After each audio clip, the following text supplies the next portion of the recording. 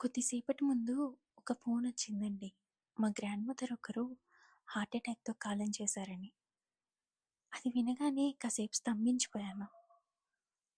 అదే టైంలో నా పక్కనున్న వాళ్ళు ఇలా జరిగింది అని చెప్పడానికి కాల్ చేసినప్పుడు అవతల వాళ్ళు ఇచ్చిన రియాక్షన్స్ నన్ను బాగా ఆలోచింపజేశాయి.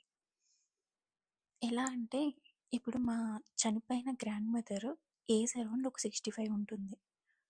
ఆవిడ సుమారు ఒక 20 ఇయర్స్ నుంచి కంప్లీట్‌గా ప్యారలైజ్ అయిపోయిన ఆమె హస్బెండ్‌ని టేక్ కేర్ చేస్తున్నారు. పూర్తిగా ఆవిడే టేక్ కేర్ చేస్తారు. ఆఫ్‌కోర్స్ వాళ్ళకి పిల్లలున్నారనుకోండి.